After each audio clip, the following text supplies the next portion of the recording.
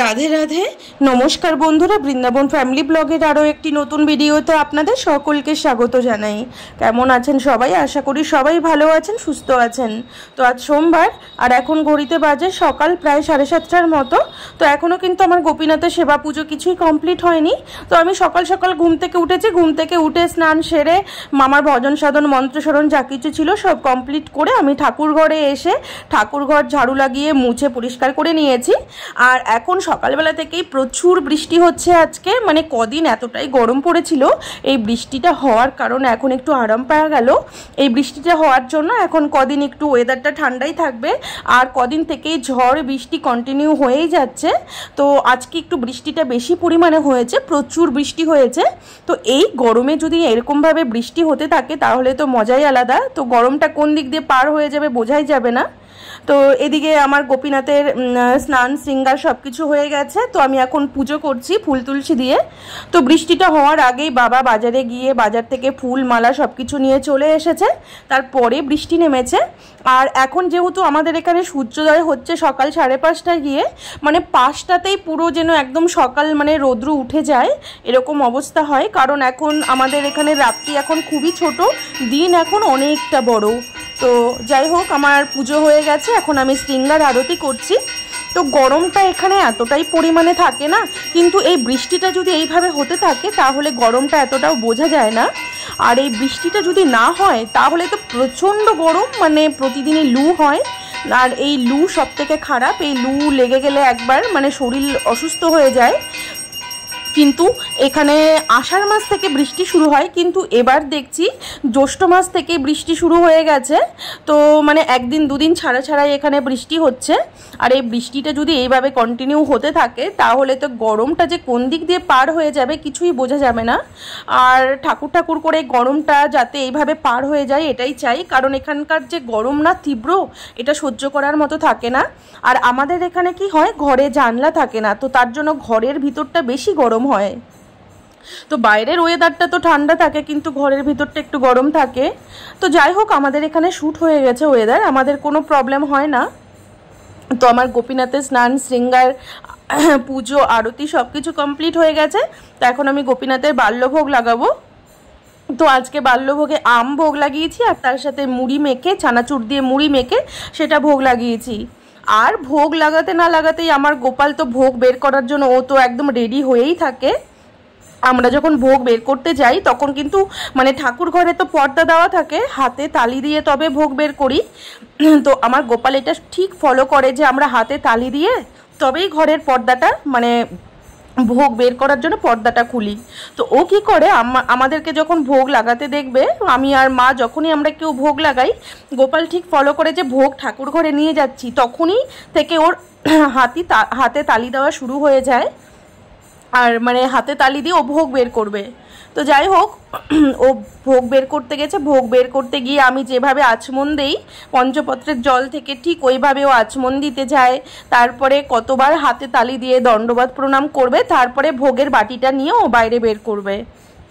হালকা ভোগের বাটি হলে তো ভোগের বাটিটা হালকা হলেও নিজেই বের করে, আর একটু ভারী হলে ও বের করতে পারে না। তো তখন ভোগের থালা বাটি আমরাই বের করে দেই। তো এদিকে আমাদের ভোগ লাগানো হয়ে গেছে, আমাদের সকালে প্রসাদ পাওয়া হয়ে গেছে, চানাচুর মুড়ি আর আম ভোগ লাগিয়েছিলাম। তো বৃষ্টি হচ্ছে, তো তাই ভাবলাম যে ছাদে গিয়ে ওপরের ঘরে বসে বসে মুড়ি খাই। তো আমি আর গোপালের বাবা আমরা তিনজনে ছাদের ঘরে গিয়ে ওখানে বসে বসে মুড়ি খাচ্ছিলাম, আর বাইরে বৃষ্টি হচ্ছিল সেটাই দেখছিলাম। আর যখন বৃষ্টি হচ্ছিল না, এত ঠান্ডা ঠান্ডা হাওয়া বইছে, মানে ফ্যান চালানোর দরকার পড়ে না যখন বৃষ্টি হয়। তো এদিকে আমাদের প্রসাদ পাওয়া হয়ে গেছে, এখন আমার সব কিছু রান্নাও কমপ্লিট হয়ে গেছে। তো আজকে বেশি কিছু রান্না নেই, আজকে সাদা মাঠা রান্না। তো আজকে সবজি আমানিও তেমন করতে হয়নি। আজকে 2 রকম ডাল হয়েছে, একটা প্লেন মুগ ডাল আর একটা টক ডাল হয়েছে। তো যেহেতু আমার মা বাবা টক ডালটা খায় না, তো তার জন্য কিন্তু মা বাবার জন্য প্লেন মুগ ডাল করা হয়েছিল। আর আমার হাজব্যান্ড আর আমরা দুজনে টক ডালটা ভালোবাসি, এই জন্য আমাদের জন্য টক ডাল করা হয়েছিল। তো 2 রকমের ডাল হয়েছে, তার সাথে বেগুন ভাজা, করলা ভাজা, পাঁপড় ভাজা আর আলু মাখা করা হয়েছে, আর তার সাথে ছিল আমের চাটনি।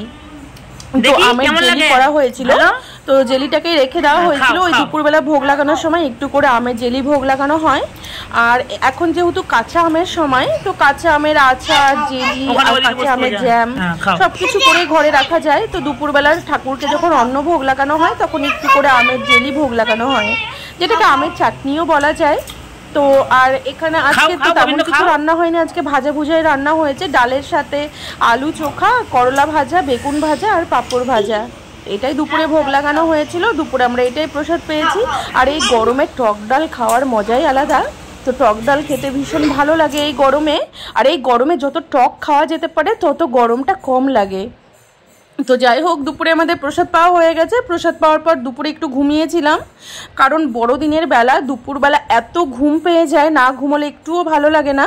ঘুম থেকে উঠে কিছু মালা বাকি ছিল আমার, সেগুলো কমপ্লিট করে নিয়েছি। করার পরে এখন আমি ভাবলাম যে একটু শরবত বানিয়ে খাই, ভীষণ গরম লাগছে। মানে যখন সকালবেলার দিকে বৃষ্টি হচ্ছিল তখন ওয়েদারটা একটু ঠান্ডা ছিল, কিন্তু এই বেলার দিকে এসে একটু গরমটা আবার লাগছে। কারণ যেহেতু আমাদের ঘরে কোথাও জানলা নেই, তো তার জন্য ঘরের ভিতরের যে গরমটা সেটা বের হতে পারে না। তো তার জন্য ঘরের ভিতরটা সবসময় গরম থাকে, সে যতই বৃষ্টি হোক না কেন। কিন্তু ঠান্ডার দিনে খুবই আরাম, কারণ এখানে ভীষণ পরিমাণে ঠান্ডা পড়ে। তখন মনে হয় যে জানলা নেই, এটাই ভালো হয়েছে, জানলা থাকলে বেশি পরিমাণে ঠান্ডা লাগতো। তো কি বলবো, এখানে যেমনি তীব্র গরম তীব্র ঠান্ডা। তো তাই জন্য বিকালে লেবু দিয়ে লেবুর জলে শরবত বানিয়েছিলাম। তো এই গরমে আমার লেবু চিনির জল ভীষণ ভালো লাগে খেতে। তো আমি এই গরম যখন ভীষণ পড়ে তখন আমি রেগুলার এইভাবে চিনি লবণ দিয়ে লেবু দিয়ে শরবত বানিয়ে নেই। শরবত বানিয়ে সবাই মিলে আমরা শরবত খেলাম। আর এখানে মা এখন পাঠ করছে। তো আমাদের বাড়িতে বিকেল 4টে বাজলেই বাবা 1 ঘন্টা পাঠ করবেন আর মা 1 ঘন্টা পাঠ করবে। পাঠের পর মা কীর্তন করবে। তো আজকে আমরা 2-3 জনেই মিলে বেরোচ্ছি একটু ঘুরতে বললে ভুল হবে, আমরা একটু কাজে বেরোচ্ছি। তো আমাদের ঠাকুরের যে দীপ লাগানোর সলতে, সেই সলতে শেষ হয়ে গেছে। তো আমরা কি করি, সেই ঠাকুরকে যে আরতি করা হয় সেই তুলোর সলতেগুলো, এগুলো আমরা কিলো দরে কিনে রাখি। তো আমাদের রাধাকুণ্ডে একটু দাম বেশি পড়ে, তো তার জন্য আমরা গোবর্ধন থেকে এই সলতেগুলো কিনতে যাচ্ছি এখন।